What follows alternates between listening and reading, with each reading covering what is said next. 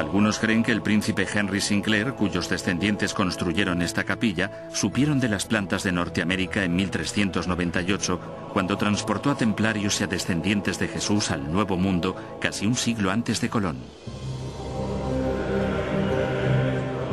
Se cree que el príncipe Henry, de antepasados escandinavos, siguió las antiguas rutas vikingas que atravesaban el Atlántico Norte. Un relato medieval, conocido como la narración de Zeno, habla de barcos europeos que llegan a la costa, actualmente en Nueva Escocia, una provincia del este de Canadá. La narración de Zeno también relataba el curioso espectáculo del alquitrán borboteando de un manantial y corriendo hacia la costa. En la actualidad sabemos que el único lugar del litoral atlántico que encaja con esa descripción queda cerca de la actual ciudad de Stellarton, en Nueva Escocia. Según la teoría del linaje, unos 100 refugiados religiosos se quedaron en el Nuevo Mundo. Fueron subiendo gradualmente por la costa y luego yendo hacia el interior a lo largo de las vías fluviales navegables en lo que hoy es la provincia de Quebec.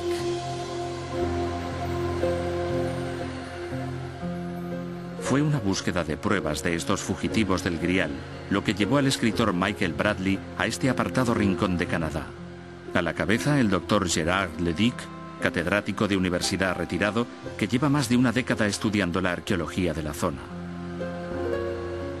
Casi toda la atención de Leduc se ha centrado en este apartado lugar, en el que unas misteriosas ruinas de piedra vigilan como centinelas a ambas orillas de un arroyo.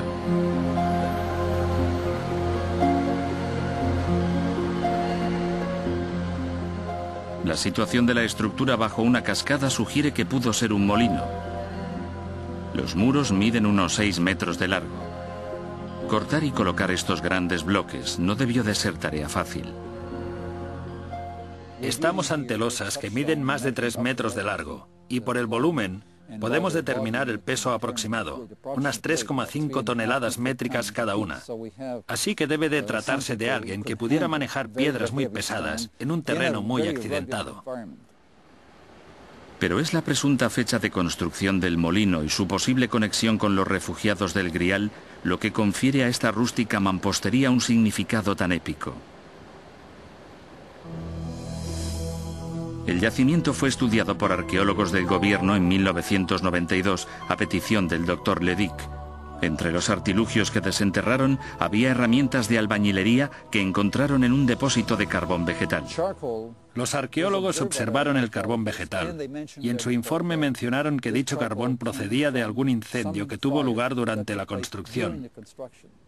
Es un descubrimiento muy interesante, porque tener carbón vegetal te permite obtener una datación por radiocarbono. El doctor Leduc se apresuró a llevar parte del carbón a un laboratorio de Florida para que le hicieran una prueba del carbono 14. Los resultados fueron tan increíbles como inesperados. El molino podía datar de la época medieval, siglos antes que cualquier asentamiento previo conocido en la zona. Este descubrimiento ha alimentado la especulación de que el molino fue construido por templarios y descendientes de Jesús, llevados al Nuevo Mundo por el príncipe Henry Sinclair en 1398. Este es un lugar al que podrían haber llegado tras un siglo de expansión más o menos, y puede que hubieran sido suficientes como para justificar la construcción de un molino. Y creo que quizá es eso ante lo que nos encontramos. Y luego está la cuestión de la gárgola. A menos de 1 kilómetro arroyo abajo desde el molino, los habitantes de la zona descubrieron esta extraordinaria criatura. Está tallada en piedra caliza, material que no se encuentra en esta zona, y parece caída de una iglesia medieval. La datación del molino, como de una época medieval mediante el carbono, y la gárgola a la que también se atribuye un origen medieval por su estilo, significa que probablemente lo construyó gente de la Edad Media, visitantes europeos medievales, y de lo único de lo que estamos seguros es del asentamiento de Henry Sinclair en 1398. Si los refugiados del Grial viajaron realmente a Norteamérica, ¿están sus descendientes en la actualidad entre nosotros? Hay quien dice que el linaje volverá a resurgir en el nuevo milenio, como ya hizo aproximadamente hace 1000 años. Sin embargo, otros dicen que la Iglesia ortodoxa nunca tuvo miedo de un linaje santo ni del propio Grial.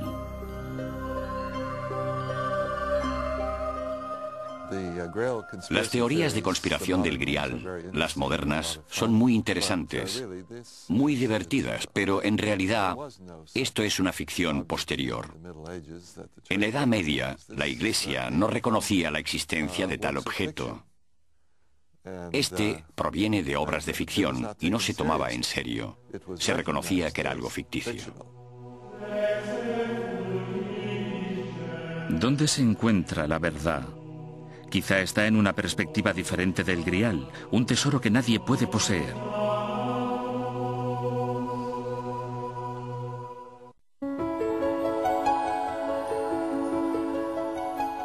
El Grial es un misterio oculto, un cáliz rebosante de posibilidades.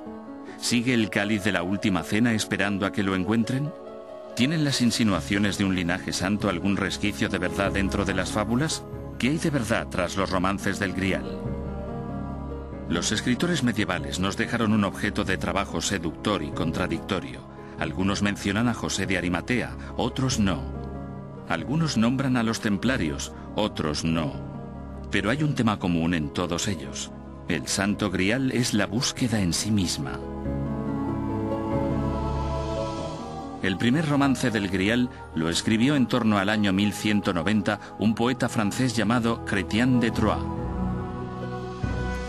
El héroe de Chrétien es Parsifal, un juvenil caballero que aspira a ganar un asiento en la mesa redonda del rey Arturo. El inocente Parsifal tropieza con el Grial en un apartado castillo.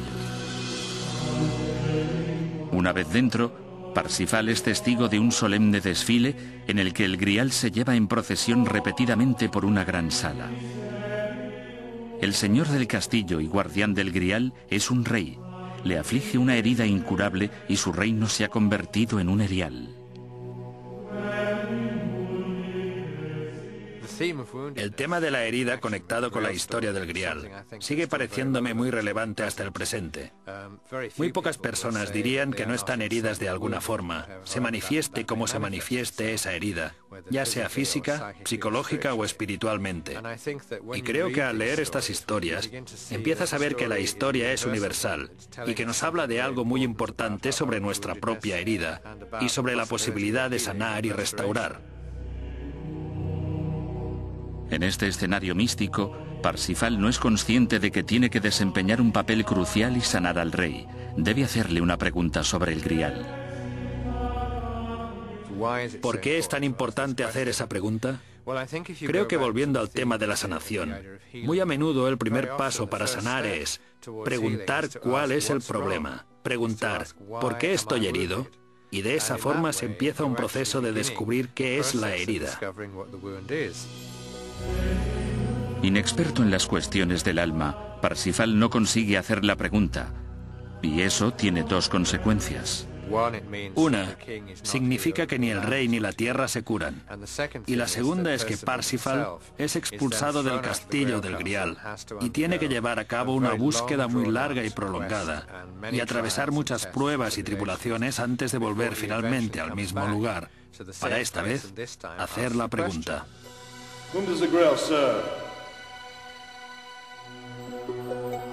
Pero el romance del Grial de Chrétien es mucho más que una búsqueda religiosa. De hecho, gran parte de este es una divertida aventura. Parsifal lucha en batallas heroicas, defiende damiselas y triunfa en situaciones imposibles. En gran medida es una película medieval de Hollywood. Las mujeres del Grial son tan valientes como los hombres. Dicen su opinión y prometen su amor a los guapos campeones sin ruborizarse. En diversas ocasiones, Parsifal se ve dulcemente recompensado por su valor.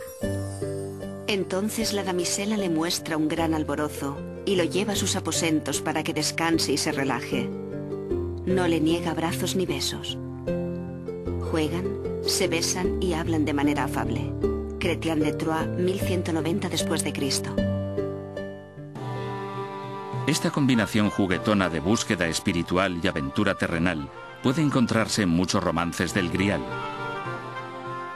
En algunas de las últimas obras, el rey Arturo y su corte pasan al primer plano. pero el Grial sigue siendo un catalizador de la acción. En Camelot, el Grial aparece mágicamente y pende sobre la tabla redonda. Los caballeros de Arturo están hipnotizados. Cuando el Grial se desvanece tan misteriosamente como llegó, casi todos en Camelot parten a buscarlo. De nuevo, comienzan a desarrollarse los temas paralelos de indagación espiritual y emocionante aventura. Entretanto, el Santo Grial aguarda a todo aquel que se atreva a buscarlo. En esta búsqueda no hay mapas, el camino está en el interior. Solo hay una cosa segura: nadie lo encontrará, a menos que empiece a buscarlo.